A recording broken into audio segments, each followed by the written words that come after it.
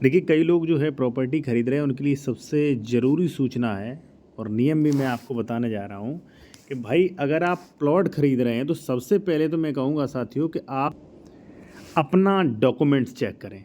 ठीक है, अब डॉक्यूमेंट्स में ही एक चीज़ चेक करते हैं लोग, 14380 आवासी। तो उसके नियम समझ लें, वो प्रत्येक जगह पे लागू नहीं होता है। ठीक है, वरना बुलडोजर चलेगा बाद में। चलिए मैं आपको बता रहा हूँ। और अगर देखिए, अगर आप कोई भी कानूनी सलाह लेना चाह रहे हैं विशेषज्ञ द्वारा, या कोई भी प्रॉपर्टी खरीद रहे हैं, खरीद चुके हैं, आपको डॉक्यूमेंट्स वेरिफिकेशन करवाना है कि प्रॉपर्टी विवादित, किसी प्रकार से डबल रजिस्ट्री, अनसैध विक्रय, कोई केस पेंडिंग तो नहीं है। तो आप मेरे द्वारा भी चेक करवा सकते हैं। कॉन्टैक्ट नंबर वीडियो को डिस्क्रिप्शन में मिल जाएगा। देखिए साथियों, सबसे पहले मैं फर्स्ट पे ये कहूँगा कि देखिए, एक्चुअली सबसे बड़ी गलती आप ये मत करना कि आप जो है वो SC ST कैंडिडेट की आप ज़मीन खरीद रहे हैं।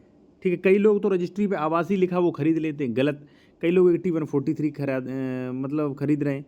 तो मैं कहूँगा मत खरीदना, क्योंकि मेरे पास बहुत मैटर्स आ रहे हैं कि भाई 8143 के बाद भी नोटिस जारी हो रहे हैं। यहाँ पे आप देख सकते हैं, धारा 98 के नियत प्रावधानों का दुरुपयोग रोकने के लिए स्पष्ट किया जाता है कि भाई भूमि विक्रय हस्तांतरण के संबंध में जो भी मान लीजिए ये नियम जो हैं, ठीक है, उत्तर प्रदेश राजस्व संहिता की धारा 98 के अंतर्गत विषय अंतर्निहित हैं। ठीक है ना। अब देखिए, इसमें धारा 80 यानी कि अकृषि घोषित किया गया, उसके बाद भी उन्होंने कह दिया गया कि भाई धारा 98 का उल्लंघन मत करना, कोई भी जो है खरीद बेच नहीं सकता है। ठीक है, अब भी खरीद बेच ली तो ये क्या करेंगे, 104 का नोटिफिकेशन जारी कर देंगे, 105 का नोटिफिकेशन जारी कर देंगे, आपकी ज़मीन जो है वो राज्य सरकार में चली जाएगी। दूसरा है साथियों क्या, कि 14380 जो है वो प्रत्येक ज़मीन पे मान्य नहीं होती है। क्यों नहीं होती है आप समझ लीजिए। देखिए, यहाँ पे आदेश भी लिखा है। ठीक है, आप देखिए इसका स्क्रीनशॉट ले लीजिए, क्योंकि ये हमारी ई बुक है। तो जो लोग मान लीजिए जूनियर एडवोकेट हैं, ठीक है, इसमें सब कुछ जानकारी है A to Z, तो ये ले सकते हैं। देख के बाद में व्हाट्सएप मैसेज, हमारा ये व्हाट्सएप नंबर दिया गया है। ठीक है, अब देखिए साथियों, यहाँ पे क्या मेंशन है, देखना आप स्पष्ट तरीके से। ये कानपुर नगर का है। ठीक है ना।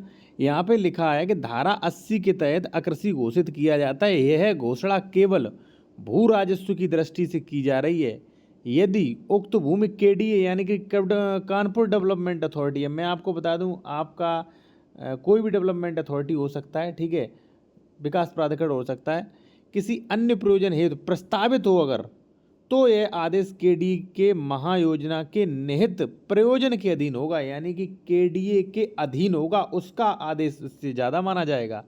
ठीक है, अब KDA ने अगर मान लीजिए ये ज़मीन जो है वो किसी प्रयोजन के लिए वो कर रखी है पहले से, तो भाई ST मान्य नहीं होगा।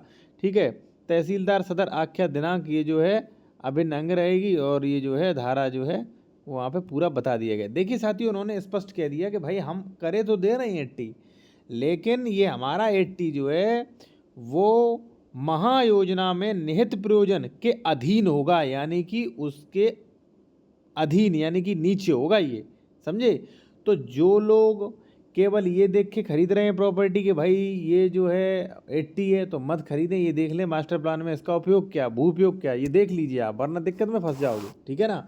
और बाकी मैं आपसे कहूँगा कि आप डॉक्यूमेंट ज़रूर चेक कराएं, क्योंकि प्रॉपर्टी ट्रांसफर एक्ट सेक्शन 3 और 6 ये कहता है कि भाई अगर डॉक्यूमेंट चेक नहीं कराते या मान लीजिए जांच पड़ताल आप नहीं करते तो आपकी जिम्मेदारी होगी। अगर डबल रजिस्ट्री, अनसैध विक्रय, 143, 80, 98 का उल्लंघन होता है तो। ठीक है, और अपने तहसील के एडवोकेट से मत कराएं, क्योंकि वो एक दूसरे के जानकार होते हैं, दूसरे एडवोकेट से करा सकते हैं। ठीक है, धन्यवाद।